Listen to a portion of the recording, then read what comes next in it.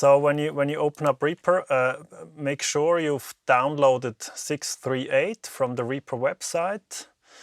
And then what I'm going to show you now is how I reconfigure the config file. So the student 5.1 to 2.0, I'm going to do a new template and then save the config file. The config file, you already know it because you usually import it using command comma and then go to General and import configuration. So what we're going to do today is export the configuration we use in here.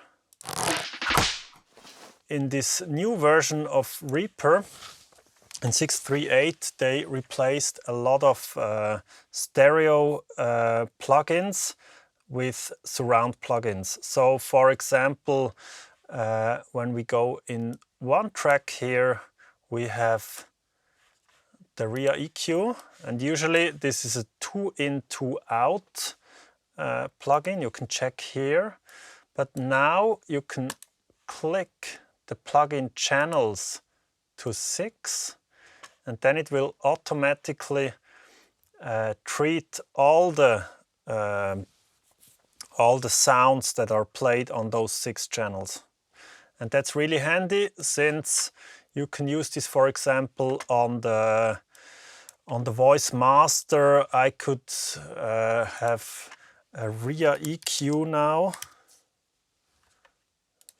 like this, and I have it on the first spot, and I decide, okay, I need 6-in, 6-out, so I can, for example, do a low cut on all the voice tracks incoming on these 6 channels. What you know so far is you have, for example, the master limiter, and you have 3 instances of the master limiter. They have all the same settings, and they are routed to 1, 1, 2, 2,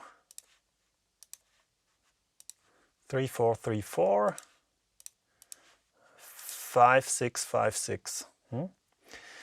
Now I'm going to erase those, since we can work with an instance of RIA limiter now. And you see, I already did a default 6-channel layout. So, and I realize it's still 2-in, 2-out. I don't want this. I want 6-channel layout. So I need to do this anyway. And now my audio, which I want to squash together with the limiter, is used on all those 6 channels. So I'm going to do this now on the other stems. Okay, now what I also appreciate a lot is that our reverb plugin has also received 6 channels. So I can use one of them with 6 and get rid of the others. But now I have the problem that my impulse response is only on left and right, so it's only a stereo impulse response.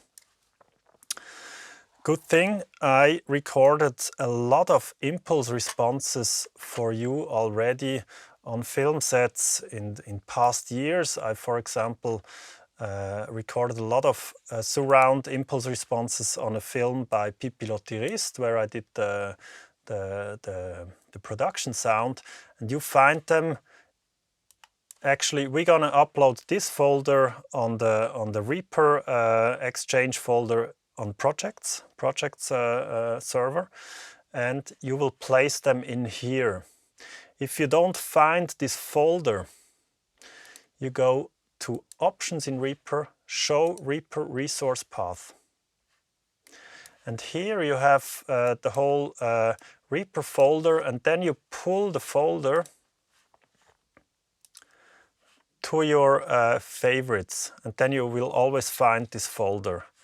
And then you add these 6 folders in your user plugins folder, and then you have access to all these surround impulses.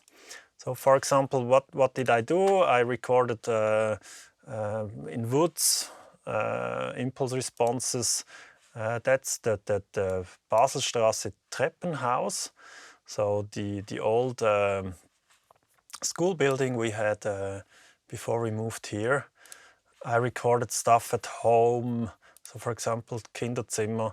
And on Pepperminta, I did all the rooms we recorded inside. I did an impulse response. So for example, in a plastic container. I even have pictures. There it is. Check this out. That's the plastic container. That's a Treppenhaus in Vienna. That's the tunnel of a Heizkraftwerk. So if you need a tunnel ambience on your sounds, you could use this one. And then it's quite easy. What I'm gonna do is I browse in my folders. I go into Reaper, user plugins, surround impulses. For example, let's use the Kinderzimmer or the Wohnzimmer for the interior. So I'm going to use this one. And now you see, okay, this is a 5-0 recording. It has a left, right, center, left surround, right surround. So we can use these 5 channels, and when we send a sound, I need to do it a little bit bigger, to the right, and use the routing to our reverb in, it will play on the right channel, and so it will also get the reverb impulse response of the right channel.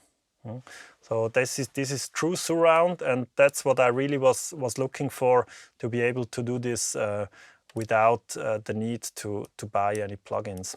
So I think that's really a game changer for me. What we're gonna do now is we go to project templates. We save the project as, for example,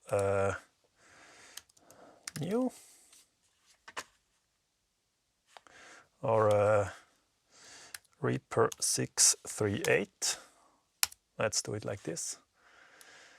And now we have a new template we find in the template folder.